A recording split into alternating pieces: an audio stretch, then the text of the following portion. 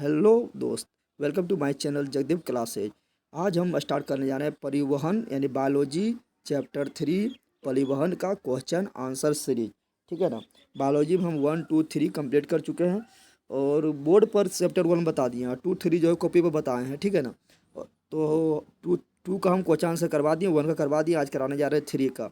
और कल हम स्टार्ट करेंगे बायोलॉजी 6:30 बजे सुबह लाइव बताएंगे। ठीक है ना। बायोलॉजी चैप्टर 2 करेंगे, बोर्ड पर बताएंगे। ठीक है, क्लास वाला वीडियो। तो चलो इसका हम बता रहे हैं परिवहन चैप्टर 3 बायोलॉजी का क्वेश्चन आंसर। बुक कौन है? तो भारतीय भवन, जिसको बोलते हैं हाई स्कूल प्राथमिक बायोलॉजी। ठीक है ना। चैप्टर 3 आप लोग को इतना सारा हम वीडियो दे रहे हैं, इतना ठीक कर रहे हैं, इतना आप लोग को हेल्प करे, तो आप लोग को भी फर्ज बनता है वीडियो को शेयर करो, लाइक करो और मेरा सब्सक्राइबर को आप लोग बढ़ाएं। ठीक है ना। मात्र 12,000 सब्सक्राइबर है, तो आप ही लोग बढ़ा सकते हैं। अगल बगल अपने दोस्त को बताओ, अगल बगल पूरा गांव में फैला दो इस चैनल के बारे में। ठीक है ना। इतना तो आप लोग से हम उम्मीद रख ही सकते हैं। चलो स्टार्ट करते हैं। और बता देना चाहते हैं, इस पर पूरा सब्जेक्ट टोटल सब्जेक्ट का पढ़ाई होगा, चाहे वो सोशल साइंस हो या हिंदी हो या गणित हो या संस्कृत हो। टोटल आप लोग को है दिसंबर से पहले समाप्त कर देंगे। ठीक है ना। टोटल समाप्त हो जाएगा। ठीक है। और मेरा वीडियो अगर नहीं मिलता तो मेरा फोटो पर क्लिक करो, प्ले लिस्ट के ऑप्शन में जाओ और प्ले लिस्ट के ऑप्शन में जाने पर सब आपका वीडियो मिल जाएगा। ठीक है ना।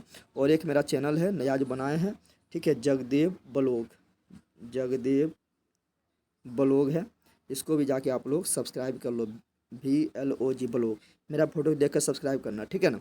चलो आगे बढ़ते हैं और स्टार्ट करते हैं क्वेश्चन आंसर। ऑब्जेक्टिव देखना, पहले ऑब्जेक्टिव देखेंगे, फिर देखेंगे खाली स्थान को भरने वाला, फिर देखेंगे लघुत्तरीय प्रश्न। ठीक है। बोला एक कोशिकीय शैवाल में जल का परिवहन होता है। एक कोशिकीय पहले कैसे कहते थे? एक कोशिकीय जीव कहते हैं जिसका शरीर मात्र एक कोशिका से मिलकर बना होता है, उसे एक कोशिकीय जीव कहते हैं। और बहुकोशीय किसे कहते हैं? तो वैसा जीव जिसका शरीर बहुत सारा कोशिका से मिलकर बना हो उसे बहुकोशीय कहते हैं। तो एक कोशिकीय जीव बताओ, मात्र वो एक कोशिका से मिलकर बना, तो उसमें जल का परिवहन क्या हम लोग की तरह मुख होगा? मुख नहीं होगा। तो उसमें जल का परिवहन विसरण द्वारा आता है। विसरण क्या होता है? अधिक से कम की ओर बहना विसरण कहलाता है। जिस प्रकार देखो हम लोग रुई को पानी में रख देंगे ना, तो पानी को किस तरह वो सोख लेता है, उसी प्रकार विसरण होता है। ठीक है ना। यानी एक कोशिकीय जीव क्या करता है? वो अपना शरीर से पानी को, जल को, भोजन को सोख लेता है, तो वो हो गया विसरण द्वारा। तो पेड़ पौधा में भी जो जड़ से पानी सोखता है ना, तो वो विसरण द्वारा ही होता है। एक कोशिकीय जीव में विसरण द्वारा और पेड़ पौधा में जल का अवशोषण विसरण द्वारा होता है। ठीक है, आगे बढ़ते हैं। अगला क्वेश्चन है मेरा, पानी एवं घुलित खनिज पदार्थों में पौधे में स्थानांतरण होता है। देखो, पानी बोल रहा है या पानी में जो कोई खनिज लवण घुला हुआ है वो पौधे में स्थानांतरण किसके द्वारा होता है? पानी को हम बोलते हैं जल। क्या बोलते हैं? जल। तो जो से जाइलम, जो से जाइलम, बोलो जो से जल, जो से जाइलम, जो से जल, जो से जाइलम। तो जल का अवशोषण जाइलम द्वारा, जल का अवशोषण जाइलम द्वारा। फल पूछेगा यानी भोजन पूछेगा, तो फल का फ्लोएम द्वारा। फल यानी भोजन, फल यानी भोजन, फल का फ्लोएम द्वारा, फल का फ्लोएम द्वारा यानी भोजन का फ्लोएम द्वारा। आगे बढ़ते हैं। अगला क्वेश्चन मेरा है, अगला है, पौधे में खाद्य पदार्थों का स्थानांतरण किस रूप में होता है? खाद्य पदार्थ यानी फल, फल यानी भोजन, फोसे फल यानी भोजन, तो फोसे फल, फोसे फ्लोएम। ठीक है ना। फ्लोएम द्वारा होता है, लेकिन बोरा किस रूप में होता था? सुक्रोज के रूप में होता है। कैसे होता है? सुक्रोज के रूप में। किस रूप में? हम लोग के में ग्लूकोज के रूप में और पेड़ पौधा में सुक्रोज के रूप में। आगे बढ़ते हैं, नेक्स्ट क्वेश्चन देखते हैं। फ्लोएम से खाद्य पदार्थों का परिवहन पौधे के किस दिशा में होता है? अब बताओ। भोजन कहाँ बनता है? पेड़ पौधा के पत्ती में, क्योंकि पत्ती का रंग क्या होता है? हरा। हरा क्यों होता है? तो क्लोरोफिल के कारण। क्लोरोफिल के कारण हरा होता है, तो वहाँ पर क्या होता है? भोजन बनता है। अब बताओ, वो भोजन पत्ती में बन गया तो क्या भोजन वहीं रहेगा? नहीं।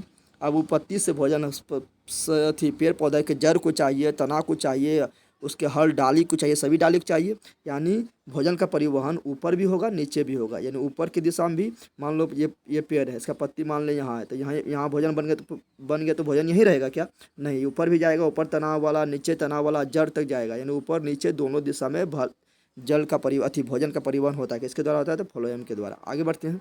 अगला क्वेश्चन मेरा है क्या, 5 नंबर, जल तथा घुलनशील लवण का मूल लोम कहाँ पाया जाता है? तो मूल मतलब जल, तो जल में पाया जाता है। जल में देखते हैं आप लोग, एकदम सफ़ेद सफ़ेद होता है, पूरा एकदम सफ़ेद होता है। ठीक है ना। जिसको आप नोच देंगे तो पानी निकलने लगता है, उसको बोलते हैं मूल। क्या बोलते हैं?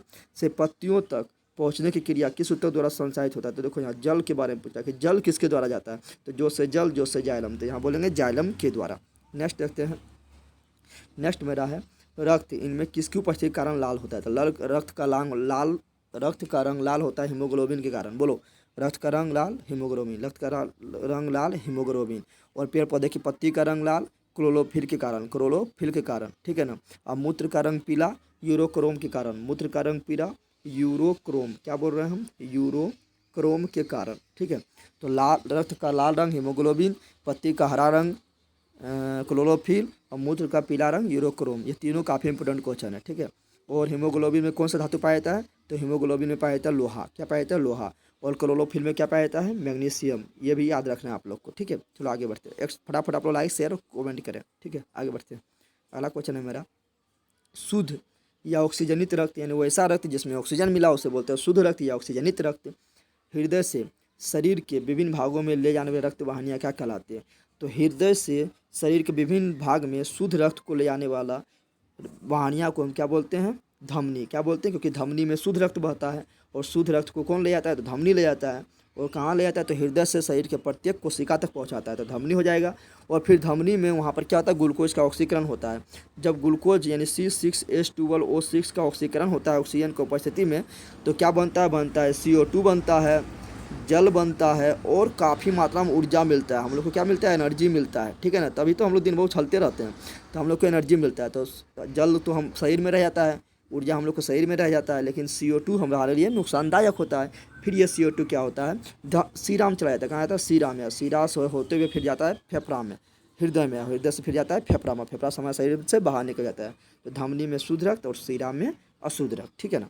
नेक्स्ट आगे बढ़ते हैं। अगला है, हृदय के बेसमुख का शिथिलन कहलाता है। शिथिलन मतलब होता है फैलना। क्या होता है? फैलना। तो शिथिलन कहलाता है डायस्टोल। क्या कहलाता है? डायस्टोल। और रहता है, ये पूछता है संकुचन क्या कहलाता है? संकुचन मतलब होता है सिकुड़ना। क्या होता है? सिकुड़ना। तो संकुचन कहलाता है सिस्टोल और शिथिलन यानी फैलना कहलाता है डायस्टोल। तो हम लोग के शरीर में, हृदय में जब रक्त आता है पूरा शरीर से तो हृदय फैल जाता है, तो उसको बोलते हैं फैलना को डायस्टोल। और जब वहाँ हृदय पंप करता है उसको, तो पूरा शरीर में रक्त चला जाता है, तो हृदय सिकुड़ जाता है, उसको बोलते हैं सिस्टोल। यानी ये दोनों मिलाकर हृदय एक बार धड़कता है। देखो यहाँ पर जो है आप लोग के बुक में मात्र 8 ही ऑब्जेक्टिव था, लेकिन आप बुक के पीछे जाएँ तो बुक के पीछे जाएंगे तो क्या चैप्टर 1 का कुछ ऑब्जेक्टिव दिया रहेगा, चैप्टर 2 का ऑब्जेक्टिव दिया रहेगा, चैप्टर 3 का भी ऑब्जेक्टिव दिया है। तो हम चैप्टर 3 का बुक का पीछे जाएँ और देखें परिवहन में पहुँचे, तो वहाँ देखो चैप्टर 3 का में ऑब्जेक्टिव काफ़ी ऑब्जेक्टिव दिया गया है। आप लोग जानते हैं कि ऑब्जेक्टिव काफ़ी इंपॉर्टेंट है, क्योंकि 50% ऑब्जेक्टिव अब पूछा जाता है। 100 में से 50 ऑब्जेक्टिव का आप लोग को जवाब देना होता है, तो काफ़ी इंपॉर्टेंट है। चलो ये देखते हैं अगला क्वेश्चन। तो पीछे जाएँ, बुक का पीछे जाएँ तो ये आपको मिल जाएगा, ठीक है ना। स्टार्ट करते हैं। अगला है, पौधे में खाद्य पदार्थ का परिवहन किसके द्वारा? खाद्य मतलब भोजन, भोजन यानी फल, फल यानी फ्लोएम। तो खाद्य पदार्थ का परिवहन फ्लोएम द्वारा। जल का जोसजाइलम, जल द्वारा। चालनी नालिकाएँ कहाँ पाई जाती है? बताओ। बोल रहा है चालनी नालिकाएँ। क्या बोल रहा है?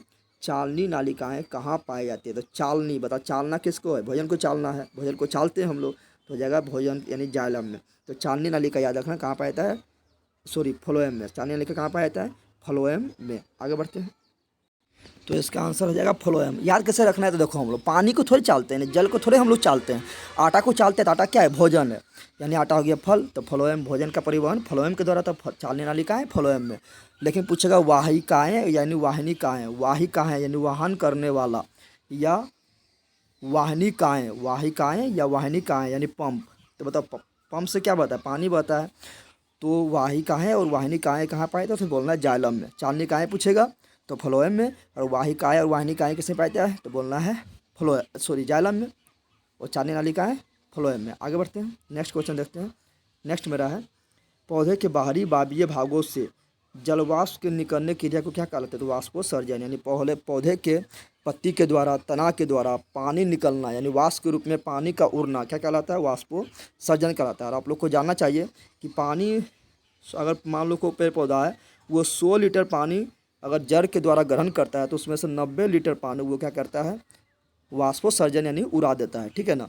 ये याद रखना। आगे बढ़ते हैं। नेक्स्ट, जल के अवशोषण एवं परिवहन में जल की जाइलम वाहिकाएँ में उत्पन्न होने वाले दाब को क्या कहते हैं? तो उसको बोलते हैं मूल दाब। क्या बोलते हैं? मूल दाब बोलते हैं। यानी जो दाब होता है, जैसे हम लोग देखते हैं ना, पानी को हम लोग सोखते हैं, तो पानी को हम लोग मुँह से सोखेंगे तो जितना कस के दाब लगाएंगे, नहीं जितना कस के हम लोग अंदर टानेंगे पानी को, ठीक है ना, मुख से, तो उतना दाब लगाएंगे तो उतना पानी अंदर जाता है। तो जो पेड़ पौधा जितना दाब से पानी को खींचेगा, ठीक है ना, उस दाब को बोलते हैं मूल दाब। और ये कहाँ पाया जाता है? जड़ में पाया जाता है, ठीक है ना।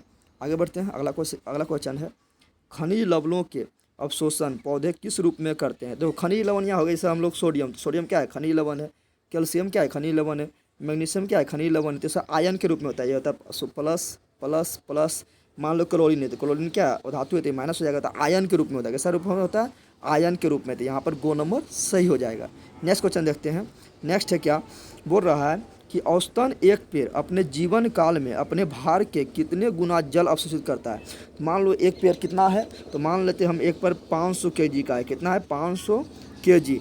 तो ये लगभग अपना जीवन काल में अपने से 100 गुना पानी अवशोषित करेगा, यानी कितना हो जाएगा, 50,000 केजी पानी अवशोषित करेगा, तो 100 गुना हो जाएगा। ठीक है, आगे बढ़ते हैं। नेक्स्ट क्वेश्चन मेरा है, पौधे में खाद्य पदार्थों का स्थानांतरण किधर से किधर होता था। हम बताए थे, मान लो ये क्या है, पेड़ है, यहाँ पर इसका पत्ती है, यहाँ पर इसका पत्ती है, यहाँ इसका जड़ है।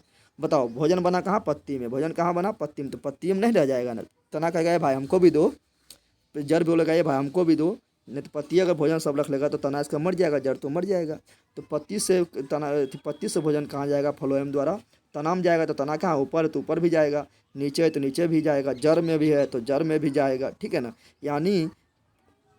यानी भोजन का परिवहन ऊपर नीचे दोनों दिशा में होता है। लेकिन यहाँ पर दिशा के बारे में नहीं पूछ रहा है, यहाँ पूछ रहा है क्या कि तनाव से पत्ती की ओर होता है। तना में तो भोजन बनता ही नहीं, तनाव से पत्ती की ओर कहाँ हो जाएगा, तनाव से जड़ की ओर। तना में तो भोजन बनता नहीं है, तो तना से कहाँ होगा, जड़ से तना की ओर। जड़ में भोजन कहाँ बनता है, जड़ से तना की ओर जाएगा। तो किधर जाएगा, अधिक सांद्रता वाले से कम सांद्रता वाले की ओर। ठीक है ना, आप लोग देखते होंगे जिधर ज़्यादा भोजन है, मान लो कोई अमीर है तो अमीर ने दान देगा गरीब को। उसी प्रकार अधिक सांद्रता जिधर है उधर से किधर जाएगा, तो कम सांद्रता की ओर भोजन जाएगा। पानी भी तो आप लोग देखते होंगे किधर बहता है, तो जिधर अधिक पानी रहता है उधर से कम पानी बहता है। ठीक है ना, अधिक से कम की ओर पानी भी बहता है। आगे बढ़ते हैं। अगला क्वेश्चन मेरा है क्वेश्चन नंबर 8। 8 नंबर क्वेश्चन क्या है, जाइलम वाहिकाएं किस प्रकार कोशिकाएं होते हैं। तो जाइलम जो होता है ना, बताओ अब तुम लोग सिंपल बताओ, जाइलम क्या ले जाता है। तो जाइलम कोशिकाएं ये क्या है, संवहन उत्तक है, पेड़ पौधा में पाया जाता है। जो से जाइलम, जो से जल, यानी जल एवं खनिज लवण को ले जाता है। सही बात है। अब बता, जल चाहे वो अति आदमी हो या गाड़ी मोटर वाहन हो, उसमें भी जल का जरूरत पड़ता है। तो चाहे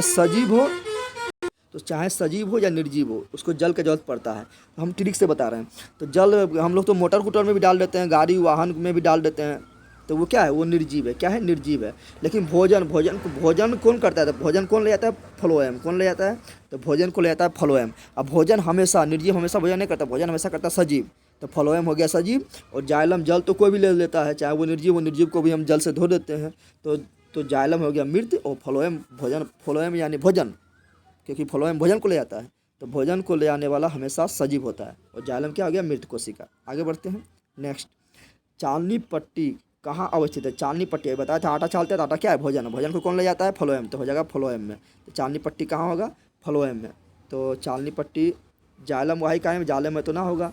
चालनी नालिकाएं में कहाँ होगा, चालनी नालिकाएं। चालनी नालिका कहाँ पाया जाता है, फ्लोएम में। ठीक है ना, आगे बढ़ते हैं। नेक्स्ट, क्या खाद्य पदार्थों का खाद्य पदार्थ यानी भोजन को कौन ले जाता है, फ्लोएम। सही बात है। स्थानांतरण ऊर्जा का उपयोग होता है, हाँ, इसका क्या होगा, हाँ। नेक्स्ट आगे बढ़ते हैं। अगला है, पौधे में जल तथा खनिज लवण के परिवहन की दिशा में होता है। बताओ तुम लोग। जल, ये मान लो क्या है, ये हम बना रहे हैं, ये हम मान लो बना दिए एक पौधा। क्या बना दिए, पौधा बना दिए। यहाँ इसका जड़ है, इसका क्या है, जड़ है। तो पानी कहाँ से अवशोषित होता है, जड़ से अवशोषित होता है। जड़ के मूल रोम के द्वारा पानी यानी जल अवशोषित होता है। तो पानी हमेशा कहाँ जाएगा, ऊपर। पानी हमेशा कहाँ जाएगा, ऊपर की ओर, यानी नीचे तो नहीं जाएगा, क्योंकि नीचे से तो पानी आ ही रहा है। तो हमेशा कहाँ जाएगा, ऊपर की ओर। कहाँ जाएगा, ऊपर की ओर। तो यहाँ पूछ रहा है, पौधे में जल तथा खनिज लवण के परिवहन की दिशा में होता है। तो यह क्या होगा हमेशा केवल ऊपर की ओर। कहाँ होगा, हमेशा ऊपर की ओर। आगे बढ़ते हैं। अगला क्वेश्चन मेरा है, रक्त है। तो रक्त क्या है, तो रक्त जो है ना, तरल है। यानी तरल मतलब क्या बोलते हैं, तरल मतलब लिक्विड। लिक्विड बोले तो द्रव अवस्था में, जो बहता हो उसको बोलते हैं तरल। और संयोजी यानी पूरा शरीर को ये कनेक्ट करता है, पूरा शरीर में रक्त दौड़ते रहता है, यानी कनेक्ट करता है, तो उसको संयोजन करता है, यानी इसको बोलते हैं संयोजी। और ये क्या है, उत्तक है। क्या है, क्योंकि बहुत सारा कोशिकाओं से मिलता है, तो क्या बनता है, उत्तक। तो रक्त में बहुत सारे कोशिका है, तो ये क्या है, तरल संयोजी उत्तक है। ठीक है ना, आगे बढ़ते हैं। और रक्त का पीएच मान कितना था, 7.4 होता है। आगे बढ़ते हैं। अगला है, रक्त प्लाज्मा में निम्नलिखित में किसकी मात्रा सबसे अधिक होती है। तो रक्त प्लाज्मा, देखो हम लोग का जो रक्त होता है ना, वो दो चीज़ से मिलकर बना होता है। क्या चीज़, दो चीज़ का मिलकर बना होता है, यानी हम लोग का जो ब्लड होता है वो दो चीज़ मिलकर बना होता है। एक होता है ठोस पदार्थ, तो ठोस पदार्थ, और एक होता है जलीय पदार्थ। इसलिए तो हम लोग का खून बहता है, तो एक होता है जल। तो जो ठोस पदार्थ होता है, तो ठोस पदार्थ जो होता है वो 3 प्रकार का होता है। एक होता है आरबीसी यानी लाल रक्त कणिकाएँ, एक होता है डब्ल्यूबीसी यानी श्वेत रक्त कणिकाएँ, एक होता है प्लेटलेट्स। ठीक है ना, तो 3 होता है, ठीक है। और एक जल वाला जो भाग होता है उसको बोलते हैं प्लाज्मा। क्या बोलते हैं? प्लाज्मा। तो जल वाला भाग हमारा ब्लड में 55% होता है, 45% ठोस वाला होता है, ठीक है ना। तो 55% क्या होता है? जल वाला होता है। तो यहाँ बोल रहा है क्या कि रक्त प्लाज्मा में निम्नलिखित में किसकी मात्रा सबसे अधिक होती है?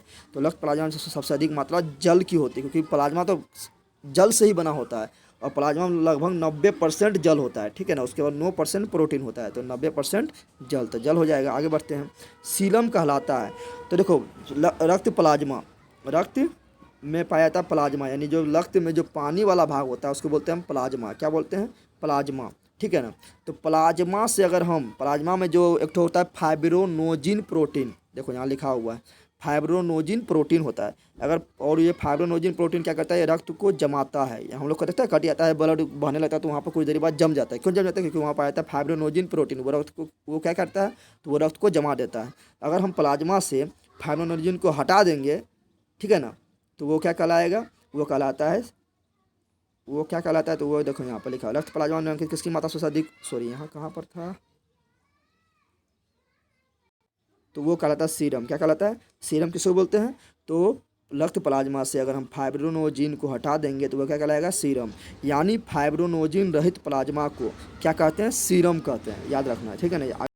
अगला क्वेश्चन है, निम्नलिखित में कौन हृदय गति, जैसे हम लोग का हृदय धक धक धक धक करते रहता है, तो हृदय गति के दौरान अगर हृदय धक धक धक कर रहा है तो वहाँ पर जिससे टकराएगा उसमें क्या घर्षण होगा, तो घर्षण होगा तो हम लोग को हृदय को नुकसान पहुँचेगा। तो यहाँ बोल रहा है क्या कि हृदय गति के दौरान हृदय और पेरिकार्डियल झिल्ली, यानी हृदय को एक झिल्ली ढका हुआ रहता है, थैला में बंद रहता है, उस थैला को हम बोलते हैं पेरिकार्डियल झिल्ली, ठीक है ना, के बीच होने वाले जो गति होता है तो उससे कौन रक्षा प्रदान करता है, जिसके कारण कि वो घर्षण के कारण नष्ट न हो जाए। तो वहाँ पर एक द्रव भरा होता है, ठीक है ना। और द्रव में घर्षण नहीं होता है तो कौन सा द्रव होता है? तो पेरिकार्डियल झिल्ली के बीच एक द्रव होता है, उसको बोलते हैं पेरिकार्डियल द्रव, यानी गो नंबर सही हो जाएगा। आगे बढ़ते हैं। नेक्स्ट क्वेश्चन मेरा क्या है? मेमेलिया वर्ग। मेमेलिया वर्ग किसको बोलते हैं? वैसा जीव जंतु जो अपने बच्चों को दूध पिलाता है उसको बोलते हैं मेमेलिया वर्ग। मनुष्य मेमेलिया वर्ग में आता है, जितना भी गाय भैंस बकरी कुत्ता यानी दूध पिलाने वाले जितना भी सब क्या मेमेलिया वर्ग में, ठीक है ना। तो मेमेलिया वर्ग के जंतु में कितने ही बेस में होते हैं? हृदय के कितने बेस में होते हैं? तो कितना होता है? 4। कितना होता है?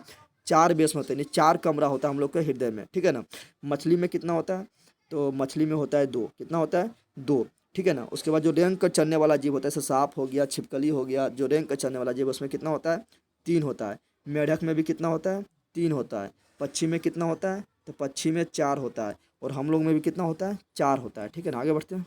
अगला है, इनमें से किसकी दीवार सबसे अधिक मोटी है होती है? देखो आप तुम लोग को पिक्चर पहले दिखाते हैं। यहाँ पिक्चर देखो, यहाँ देखो, ये फुफ्फुस सिरा जो नज़र आ रहा है, इससे क्या है? तो फुफ्फुस सिरा से ब्लड जो है पहुँचता है किस में? तो इधर हो गया हमारा दायां अलिंद, दायां वाला भाग, इधर हो गया बायां वाला भाग। ऊपर वाला को बोलते हैं अलिंद, ओ से ऊपर ओ से अलिंद, और नीचे वाला को बोलते हैं नो से नीचे नो से निलय, ठीक है ना। तो ऊपर वाला अलिंद, तो ये दायां वाला भाग है, तो ये हो गया दायां अलिंद, ये हो गया दायां निलय। ये बायां वाला भाग है, तो ये हो गया ऊपर वाला बायां अलिंद, नीचे वाला बायां निलय। अब क्या होता है यहाँ ध्यान देना है, फेफड़ा से रक्त जो है ये फुफ्फुस सिरा के द्वारा कहाँ पहुँचता है? इसमें पहुँचता है। किसमें पहुँचता है?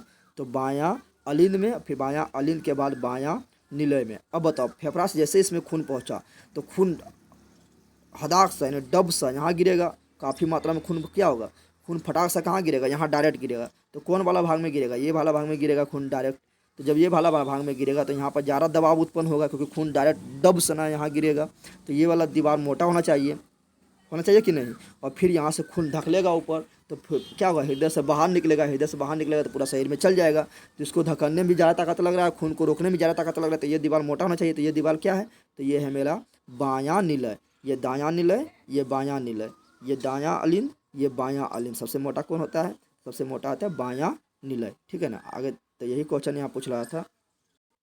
यहाँ क्वेश्चन है क्या कि किसकी दीवार सबसे मोटी होती है? तो बायां निलय का सबसे मोटी होती है, उसके बाद होता है दायां निलय का, ठीक है ना। तो बायां निलय हो जाएगा। आगे, त्रिदलीय कपाट कहाँ अवस्थित होता है? त्रिदलीय मतलब 3, यहाँ पिक्चर देखो, इधर क्या बोले थे? ये है दायां वाला भाग, इधर है बायां वाला भाग। तो ये हो गया ऊपर वाला अलिंद बोलते हैं, नीचे वाला को निलय बोलते हैं। तो ये हो गया क्या? दायां साइड है तो दायां अलिंद, ये है दायां निलय।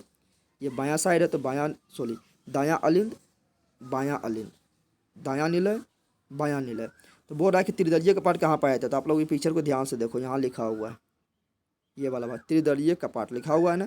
त्रिदलीय कपाट कहाँ पाया जाता है? त्रिदलीय कपाट पाया जाता है दायां अलिंद और दायां निलय के बीच, यानी दायां अलिंद से दायां निलय की ओर ब्लड कौन ले जाता है? तो त्रिदलीय कपाट ले जाता है। तो ये क्वेश्चन पूछ रहा था। चलो और थोड़ा यहाँ भी देख लो, यहाँ क्या है? यहाँ लिखा है द्विदलीय कपाट। क्या लिखा हुआ है? द्विदलीय कपाट, यानी बायां अलिंद और बायां निलय के बीच द्विदलीय कपाट, और दायां अलिंद और दायां निलय के बीच त्रिदलीय कपाट। आगे बढ़ते हैं। यहाँ पूछा त्रिदलीय कपाट कहाँ पाया जाता है? तो दायां अलिंद निलय छिद्र पर, ठीक है ना। आगे बढ़ते हैं। अग्र महाशिरा तथा पश्च महाशिरा कहाँ खुलती है? देखो शिरा से क्या होता है? तो शिरा से हमारे शरीर के अशुद्ध रक्त हृदय में पहुँचता है, ठीक है ना। तो हृदय में पहुँचता है तो अशुद्ध रक्त किस में बहता है? तो चलो पहले पिक्चर देखते हैं। देखो इससे इधर बायां वाला भाग से शुद्ध रक्त जाता है, ठीक है ना। इसलिए बोलते हैं बायां साइड से हाथ मिलाओ, शुद्ध हृदय से हाथ को मिलाते हैं, ठीक है ना। और दायां वाला होता है अशुद्ध रक्त। तो हमारे तो शिरा में बहता है अशुद्ध रक्त। तो क्या होता है? हमारे शरीर से शिरा के द्वारा अशुद्ध रक्त आता है किस में? तो दायां वाला भाग में। देखो यहाँ पर अग्र महाशिरा लिखा हुआ है, यहाँ पश्च महाशिरा लिखा हुआ है। तो कौन सा भाग से ये जुड़ा हुआ है? ये दोनों देखो जुड़ा हुआ है किससे? तो ये दोनों जुड़ा हुआ है दायां अलिंद से। तो अग्र महाशिरा और पश्च महाशिरा दायां अलिंद से जुड़ा होता है, ठीक है ना। तो यहाँ क्वेश्चन पूछ रहा है कि अग्र महाशिरा तथा पश्च महाशिरा किससे जुड़ा होता है? तो बोलना है दायां अलिंद से। तो घ नंबर सही हो जाएगा। ऐसे नोड क्या है? तो ऐसे नोड को हम बोलते हैं पेसमेकर। क्या बोलते हैं? पेसमेकर। अब पेसमेकर क्या है? कृत्रिम हृदय। आप लोग देखते हैं ना, कोई ऑक्सीजन पर लेटा हुआ है, या आप लोग के थी ECG करवाते हैं तो देखते हैं ना, इस तरह ग्राफ एक तो खींच के देता है, इस तरह हृदय का जो चलता है ग्राफ इस तरह खींच के देता है, तो उसको बोलते हैं पेसमेकर। क्या बोलते हैं? पेसमेकर। आप लोग फिल्म में देखते होंगे इससे टक टक टक चलता होगा, जब सीधा हो जाता है तो आदमी डेड कर जाता है, मर जाता है, ठीक है ना। तो उसी को बोलते हैं पेसमेकर। तो ऐसे नोड क्या है? तो ये तंत्रिका उत्तक से जुड़ा होता है, दिमाग से डायरेक्ट जुड़ा होता है, ठीक है ना। तो ये तंत्रिका उत्तक है। नेक्स्ट अगला क्वेश्चन है, निम्नलिखित में किसमें शुद्ध या ऑक्सीजनित रक्त बहता है? तो देखो शुद्ध रक्त बहता है धमनी में। क्या इसमें बहता है? धमनी में बहता है शुद्ध रक्त, और शिरा में बहता है अशुद्ध रक्त। यहाँ हम ध्यान देने वाला बात है। धमनी बोलेंगे तो शुद्ध रक्त, और शिरा बोलेंगे तो अशुद्ध रक्त। लेकिन धमनी के आगे लगा देंगे हम फुफ्फुस। क्या लगा देंगे? फुफ्फुस।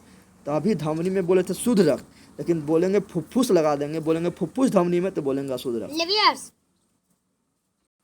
तो धमनी बोलेंगे तो शुद्ध रक्त, लेकिन बोलेंगे फुफ्फुस लगाकर तो हो जाएगा अशुद्ध रक्त। शिरा बोलेंगे तो हो जाएगा अशुद्ध रक्त, लेकिन जब बोलेंगे फुफ्फुस लगाकर तो हो जाएगा शुद्ध रक्त, ठीक है ना। तो उल्टा हो जाता है।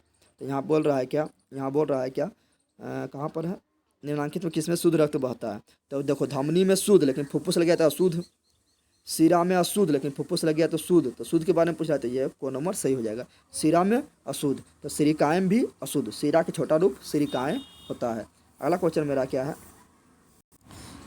अगला क्वेश्चन मेरा है, उस श्रेणी के जंतुओं के शरीर का वह कौन सा तंत्र है जो ऑक्सीजन को, कार्बन डाइऑक्साइड को, पोषक पदार्थ को उपचारिक क्रिया के फलस्वरूप उत्पन्न पदार्थ को शरीर के प्रत्येक भाग में पहुंचाता है? तो इसको क्या बोलते हैं? इसको बोलते हैं हम रक्त परिवहन तंत्र। यानी जो ये ऑक्सीजन है, या कार्बन डाइऑक्साइड है, पोषक पदार्थ है, ये हमारे शरीर के प्रत्येक कोशिका तक किसके द्वारा पहुंचता है? तो रक्त के द्वारा पहुंचता है, क्योंकि रक्त हमारे शरीर में हमारे शरीर के प्रत्येक भाग में दौड़ते रहता है, तो रक्त परिवहन तंत्र का निर्माण करता है। नेक्स्ट अगला है क्वेश्चन क्या है?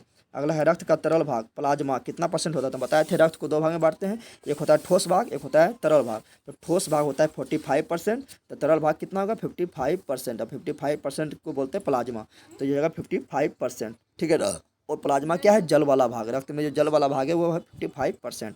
आगे बढ़ते हैं। अगला क्वेश्चन क्या है? अगला क्वेश्चन मेरा है, इनमें से कौन रक्त को थक्का बनाने में सहायक होता था? अभी तो बताए थे कि हम लोग का जो सही ब्लड का कहीं शरीर में कट जाता है तो कुछ देरी बाद क्या होता है, हम लोग का रक्त का थक्का जम जाता है। क्यों जम जाता है?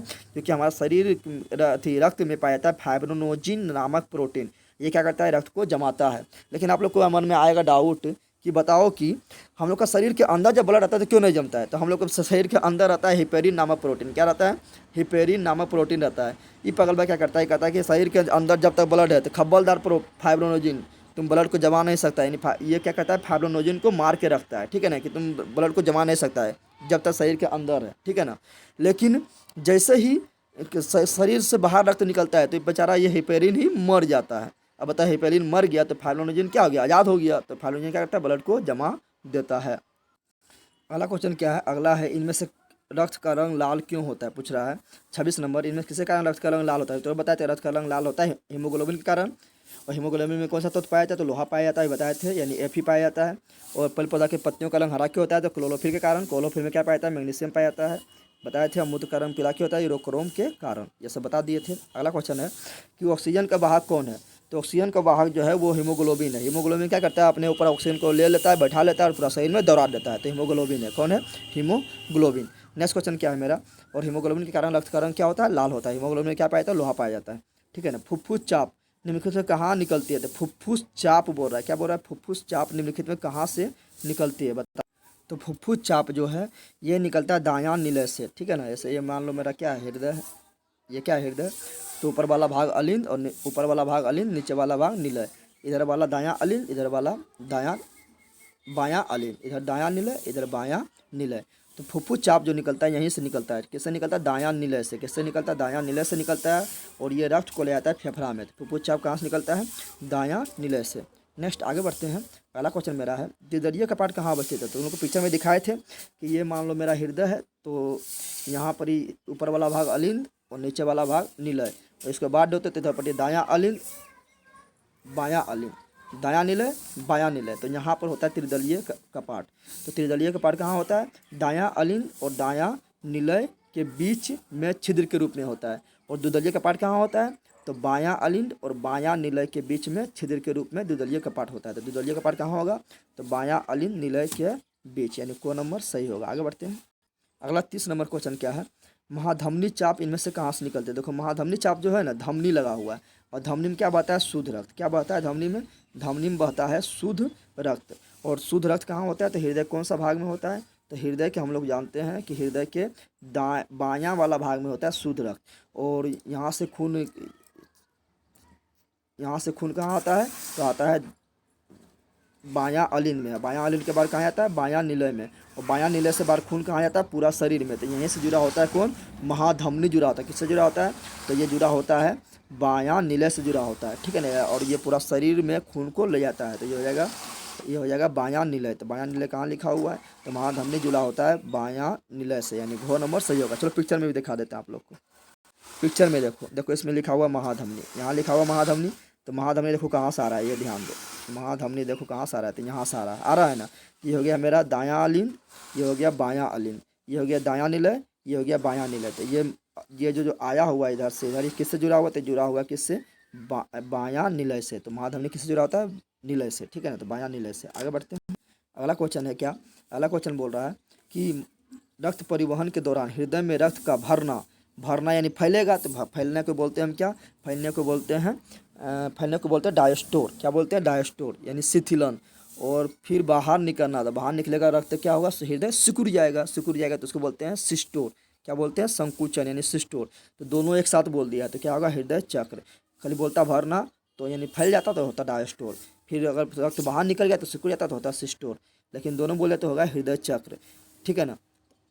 और अब बोल रहा है क्या, अगला क्वेश्चन क्या, अगला बोल रहा है एक स्वस्थ व्यक्ति का समान व्यक्ति में रक्तचाप कितना होता है, यानी एक स्वस्थ व्यक्ति का ब्लड प्रेशर कितना होता है, तो 120/80 होता है। कितना होता है, 120/80। 120 जो है ये क्या है, ये संकुचन है, यानी ये सिस्टोल है, ठीक है ना। और 80 क्या है, डायस्टोल, यानी ये क्या है, फैलना है, यानी ये क्या है, शिथिलन है, ठीक है ना। तो ये इस प्रकार ऑब्जेक्टिव जो है, ऑब्जेक्टिव और है नहीं, अब ऑब्जेक्टिव नहीं है, ऑब्जेक्टिव अब समाप्त हुआ। अब हम देखेंगे क्या, खाली स्थान को भरें। देखो यहाँ खाली स्थान को भरें, आ गया, इसको देखते हैं, ठीक है ना। चलो स्टार्ट करते हैं। तो आप लोग को मज़ा आ रहा है तो फटाफट लाइक कर दें, शेयर करें, सब्सक्राइब जरूर करें। अपने चैनल अगर बल्कि बताएं, इतना मेहनत कर रहे हैं आप लोग के लिए। तो चलो देखते हैं अगला क्वेश्चन क्या है मेरा, जायलम में पाए जाने वाली मुख्य रूप से जल एवं खनिज लवण का स्थानांतरण होता है। तो हम आप लोग को बता दिए पहले ही क्या, कि जायलम में पाया जाता है वाहिकाएँ और वाहिनिकाएँ, यानी जायलम में पंप की तरह पानी ले जाने वाला जो भाग पाया जाता है उसको बोलते हैं वाहिकाएँ, और उससे छोटा वाला पंप होता है उसको बोलते हैं वाहिनिकाएँ। तो जायलम में पाया जाता है वाहिकाएँ और वाहिनिकाएँ। और फ्लोएम में क्या पाया जाता है, फ्लोएम में पाया जाता है चालनी नालिकाएँ। फ्लोएम में चालनी नालिकाएँ, और जायलम ले जाता है जल को, फ्लोएम ले जाता है फल यानी भोजन को, यानी खाद्य पदार्थ को, ठीक है ना। अगला है, चालनी नालिकाओं के जीवद्रव्य के बीच के द्वारा संबंध स्थापित होता है। तो चालनी नालिकाओं के जीवद्रव्य के बीच किसके द्वारा संबंध स्थापित होगा, तो चालनी नालिका होता है छिद्र होता है। चलनी में से हम लोग देखते हैं ना, आटा चालते हैं ना, तो क्या होता है, छिद्र होता है। तो याद रखेंगे क्या यहाँ पर होगा, छिद्र होगा। क्या होगा, छिद्र के द्वारा संबंध स्थापित करता है।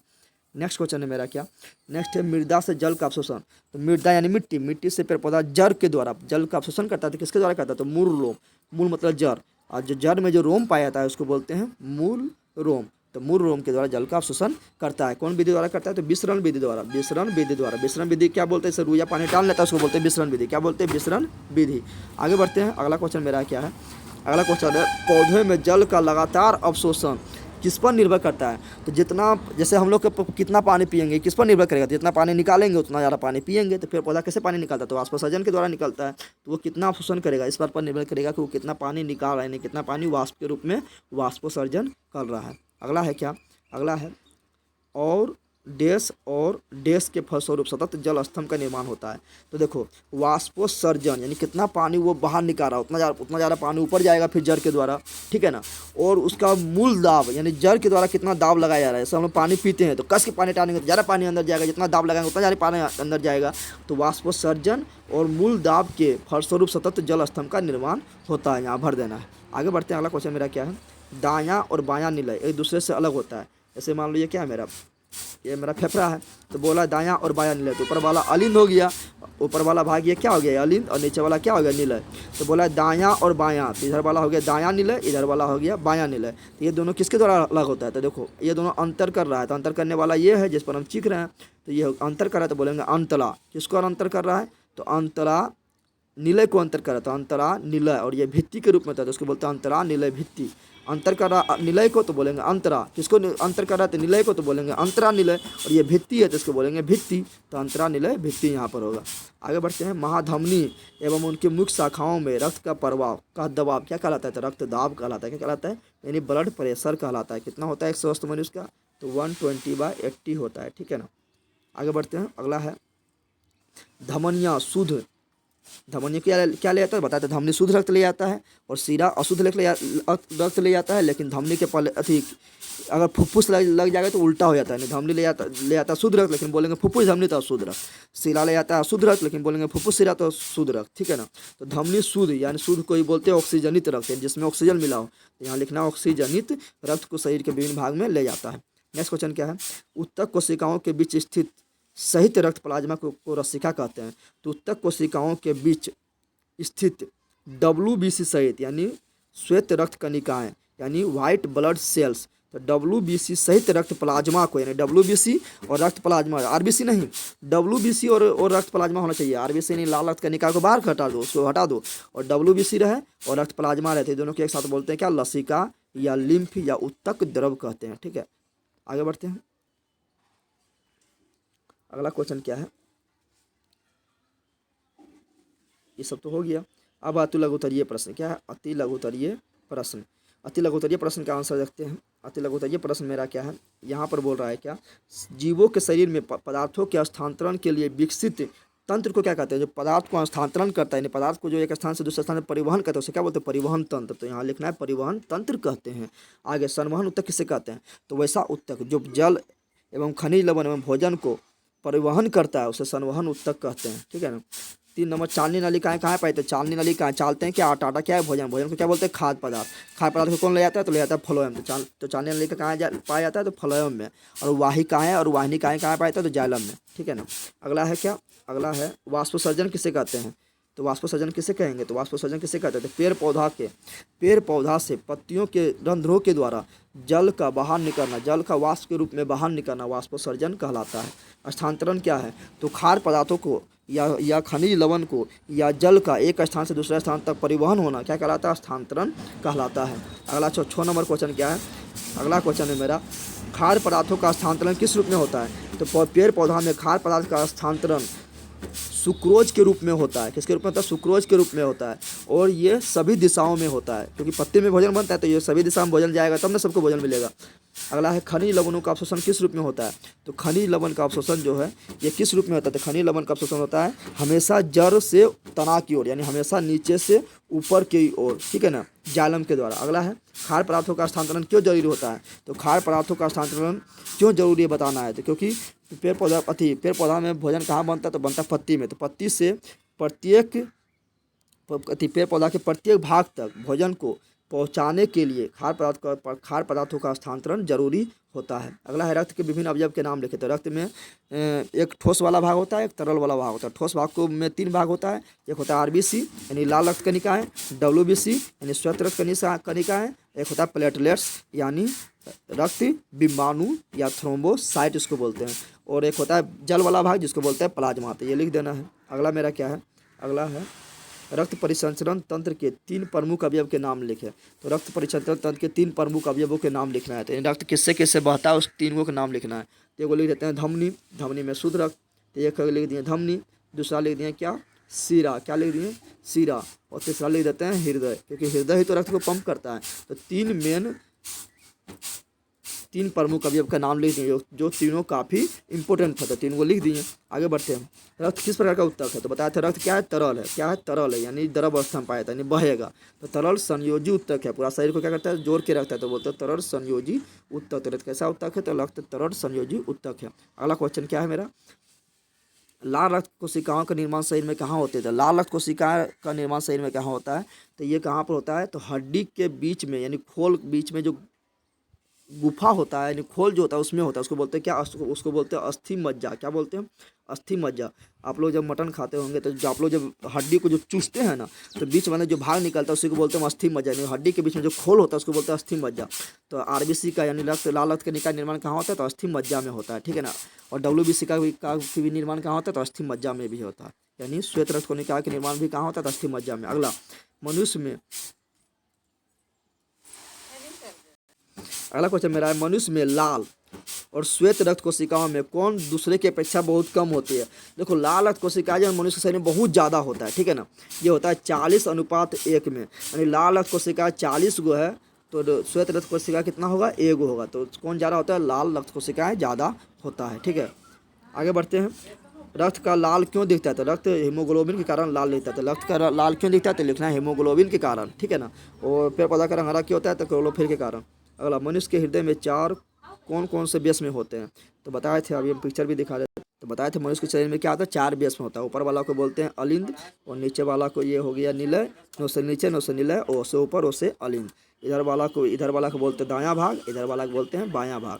तो ये हो गया दायां अलिंद, ये हो गया बायां अलिंद, ये हो गया दायां निलय, ये हो गया बायां निलय। तो ये 4 भाग होता है, इसी का नाम लिखना था, बता दिए। आगे बढ़ते हैं। अगला क्वेश्चन क्या है,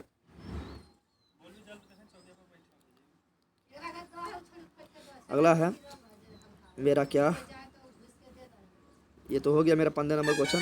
16 नंबर, शरीर के सभी भागों से अशुद्ध रक्त को हृदय के दाएं अलिंद में ले जाने वाले रक्त वाहिनियों के नाम लिखे। तो वो कौन ले जाता है, तो वो ले जाता है, कौन वाहिनी ले जाता है, तो ले जाता है सीरा। कौन ले जाता है, सीरा ले जाता है। तो लिखना है सीरा, क्या लिखना है, सीरा, क्योंकि अशुद्ध रक्त कौन ले जाता है, सीरा। हृदय के बाएं अलिंद नीले छिद्र पर स्थित कपाट का नाम क्या है। तो बोल रहा है बायां अलिंद नीले छिद्र। क्या बोल रहा है, बायां अलिंद नीले छिद्र। तो यहाँ पर क्या है, देखो ये है बायां, ये है बायां अलिंद, ये है बायां निलय। तो बायां अलिंद निलय के बीच में जो छिद्र है उसको क्या बोलते हैं, तो उसको बोलते हैं द्विदलीय कपाट। तो इसको बोलेंगे द्विदलीय कपाट। अब पूछेंगे दायां अलिंद निलय छिद्र को क्या बोलते हैं, तो उसको बोलते हैं त्रिदलीय कपाट। तो ये जाएगा द्विदलीय कपाट, ठीक है ना। इसका आंसर हो जाएगा द्विदलीय कपाट, 17 नंबर का। आगे बढ़ते हैं। अगला क्वेश्चन देखते हैं क्या है।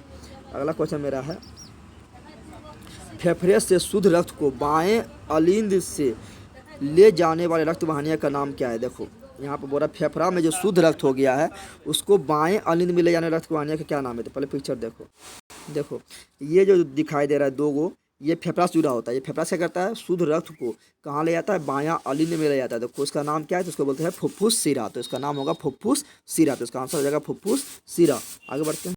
तो 18 नंबर का आंसर हो गया फुफ्फुस सिरा। अगला, हृदय के बेसमुख का संकुचन क्या कहलाता है। तो हृदय के बेसमुख का जो संकुचन होता है उसको कहता है सिस्टोल। और उस संकुचन मतलब सिकुड़ना, तो सिकुड़ना का सिस्टोल। और शिथिल मतलब फैलना, फैलना को डायस्टोल। शरीर की ऐसी धमनी का नाम लिखे जिसमें विऑक्सीजनित रक्त यानी अशुद्ध रक्त, विऑक्सीजनित यानी जिसमें ऑक्सीजन नहीं हो यानी अशुद्ध रक्त प्रवाहित होता है। तो बताए थे हम धमनी में शुद्ध, लेकिन इसके आगे लगा देंगे फुफ्फुस तो हो जाएगा अशुद्ध। तो बोलेंगे फुफ्फुस धमनी जिसमें अशुद्ध रक्त बहता है। तो 20 का हो जाएगा फुफ्फुस धमनी। आगे, शरीर की ऐसी शिरा का नाम बता। शिरा में क्या आता है, शुद्ध रक्त, सॉरी शिरा में होता है अशुद्ध रक्त, लेकिन बोल रहा है कि जिसमें ऑक्सीजनित रक्त, ऑक्सीजनित रक्त यानी जिसमें ऑक्सीजन मिला हो, ऑक्सीजन मिला हो यानी जिसमें शुद्ध रक्त हो। तो कौन सिरा है जिसमें शुद्ध रक्त बहता है, सिरा में तो अशुद्ध बहता है, तो कौन सिरा है, तो फुफ्फुस सिरा। तो सीरा में होता है अशुद्ध, लेकिन लगा देंगे फुफ्फुस तो हो जाएगा शुद्ध, यानी बोलेंगे फुफ्फुस सीरा जिसमें ऑक्सीजनित रक्त यानी शुद्ध रक्त बहता है। अगला, विभिन्न सिरिकाएँ आपस में जुड़कर किस रक्त वाहिनी का निर्माण करता है? तो विभिन्न सिरिकाएँ जब आपस में जुड़ता है तो बनता है सीरा, यानी सीरा हो गया मोटा पंप और सिरिकाएँ हो गया छोटा पंप। तो बहुत सिरिकाएँ मिलता है तो क्या बनता है? सीरा बनता है। उसी प्रकार बहुत सारा धमनिकाएँ मिलता है तो क्या बनता है? धमनी बनता है। तो इसका होगा सीरा। आगे बढ़ते हैं 23 नंबर। बोला एक कोशिकीय पौधे का नाम बताएं जिसमें परिवहन विसरण के द्वारा होता है। तो देखो पौधा तो बहुत सारा है, जैसे बोलेंगे क्या? युगलिना के पौधा। क्या बोलेंगे? युगलिना के पौधा। क्लेमाइडोमोनस का पौधा। क्या बोलेंगे? क्लेमाइडोमोनस का पौधा। तो ये सब क्या है? कोशिकीय पौधा है जिसमें परिवहन क्या होता है? विसरण द्वारा होता है। ठीक है ना। आगे बढ़ते हैं। अगला क्या है? अगला क्वेश्चन मेरा है कि पौधे में जल तथा खाद्य पदार्थों का स्थानांतरण करने वाला उत्तक क्या है? तो जौ से जल, जो से जाइलम, तो जाइलम उत्तक हो जाएगा। अगला है जल संवहक उत्तक में पाए जाने वाले लंबी तथा बेलनाकार नालिकाएं क्या कहते हैं? तो जल संवहक उत्तक यानी जाइलम में जो लंबी लंबी बेलनाकार नालिका होता है उसको बोलते हैं वाहिकाएं और वाहिनीकाएं। तो वाहिकाएं और वाहिनीकाएं। अगला क्वेश्चन क्या है? जाइलम तथा फ्लोएम में किसकी कोशिकाएं मृत होती है? तो जल तो निर्जीव को भी चाहिए। हम लोग क्या घर में कपड़ा वपड़ा धोते हैं तो उसको भी जल चाहिए, पे गाड़ी उड़ी को में पानी देते हैं उसको भी जल चाहिए। तो जल क्या है? निर्जीव। तो जाइलम हो गया निर्जीव, लेकिन फल क्या होता है? सजीव। तो फ्लोएम हो गया सजीव। तो जाइलम निर्जीव है। जाइलम तथा फ्लोएम में कौन सा संवहन उत्तक खाद्य पदार्थों का, खाद्य पदार्थ यानी फल यानी भोजन, तो क्या होगा? फ्लोएम। क्या होगा? फ्लोएम। अगला है पौधे में जल, खनिज लवण, खाद्य पदार्थों के भोजन को शीर्ष भागों तक पहुँचाने वाला क्रिया क्या कहलाती है? तो देखो क्या बोले? जल को पहुँचा रहे हैं, खनिज लवण को पहुँचा रहे हैं, भोजन को पहुँचा रहे हैं, तो क्या कर रहे हैं? शरीर पौधे के प्रत्येक भाग में पहुँचा रहे हैं, तो इसको बोलते हैं स्थानांतरण। यानी भोजन को, जल का, खनिज लवण का क्या एक स्थान दूसरा स्थान तक पहुँचाएं तो इसको बोलेंगे स्थानांतरण। ठीक है ना। आगे बढ़ते हैं। अगला क्वेश्चन मेरा है 29 नंबर। रक्त या रुधिर किस प्रकार का उत्तक है? तो रक्त या रुधिर किस प्रकार का उत्तक है? तो रक्त या रुधिर यानी ब्लड तरल संयोजी उत्तक है। बार बार बोल रहे हैं तरल संयोजी उत्तक। अगला 30 नंबर क्वेश्चन, दायां और बायां अलिंद एक दूसरे से किस रचना के द्वारा अलग होता है? तो देखो दायां और बायां अलिंद बोल रहा है। ठीक है ना। ये क्या है मेरा? ये है मेरा हृदय। क्या है? हृदय। ऊपर वाला क्या है? अलिंद। नीचे वाला क्या है? निलय। तो इधर वाला क्या हो गया? इधर वाला, ये वाला भाग हो गया दायां, ये वाला भाग हो गया बायां। तो बोला दायां अलिंद और बायां अलिंद किसके द्वारा अलग होता है? तो अलग हो रहा है तो उससे अंतर हो रहा है तो अंतर बोलेंगे। क्या बोलेंगे? अंतरा। और अलिंद अलग हो रहा है तो बोलेंगे अंतरा अलिंद। और ये बीच में क्या है? भित्ति है। ये क्या है? बीच में भित्ति, तो बोलेंगे अंतरा अलिंद भित्ति।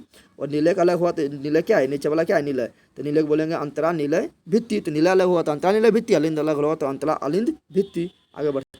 अगला क्वेश्चन बोल रहा है कि उस सीरा का नाम बताएं जिसमें शुद्ध रक्त बहता है। तो सीरा में बता है शुद्ध, लेकिन बोल रहा है शुद्ध बहता है तो लगा दो फुफ्फुस तो हो जाएगा फुफ्फुस सीरा। वैसा रक्त प्लाज्मा जिसमें लाल रक्त कोशिकाएं नहीं होता। तो लाल रक्त नहीं है तो क्या है? तो श्वेत रक्त है यानी WBC है। तो WBC सहित रक्त प्लाज्मा क्या कहते हैं? उसको बोलते हैं लिम्फ, या उसी को बोलते हैं हम क्या? उत्तक द्रव, या उसी को बोलते हैं लसिका। यानी लिम्फ, उत्तक द्रव और लिम्फ, उत्तक द्रव और लसिका उसी को कहते हैं। तो यहाँ बोलेंगे लिम्फ, उत्तक द्रव या लसिका। अगला, रक्त का संचार ज़्यादा बहाव से किसमें होता है? तो सिंपल बात है कि हृदय क्या करता है? पंप करता है तो पूरा शरीर में रक्त चला जाता है। तो किसे जाता है? तो धमनी जाता है। तो जब हृदय पंप करेगा तो धमनी में ज़्यादा रफ्तार से जाएगा, तो धमनी में ज़्यादा रफ्तार से ब्लड जाता है, पूरा शरीर में फैल जाता है। उधर से धीरे धीरे फिर आता है, यानी सिरा से धीरे धीरे आता है तो हो जाएगा धमनी में। ठीक है ना। आगे बढ़ते हैं। तो इस प्रकार अति लघुत्तरीय क्वेश्चन समाप्त हुआ। तो इस प्रकार हम काफ़ी अच्छा समझ गए। तो आप लोग को अच्छा लगा फटाफट लाइक करो, शेयर करो, कमेंट करो। आप लोग शेयर लाइक नहीं करते हैं, इतना तो कम से कम करो, क्योंकि मेरा मात्र 12,000 सब्सक्राइबर है। तो तुम लोग अपना अगल बगल गांव टोला मोहल्ला साखी सहेली जितना भी है दोस्त फोस्त सब में फैला दो इस वीडियो को। ठीक है ना। फैलाओ, इस चैनल के बारे में बताओ और मेरा चैनल को सपोर्ट करो। कल आ रहे हैं 6:30 बजे लाइव पढ़ाएंगे, बायोलॉजी चैप्टर 2 पढ़ाएंगे। ठीक है ना। मिलते हैं हम नेक्स्ट वीडियो में। जय हिंद, जय भारत, जय बिहार। Best of luck.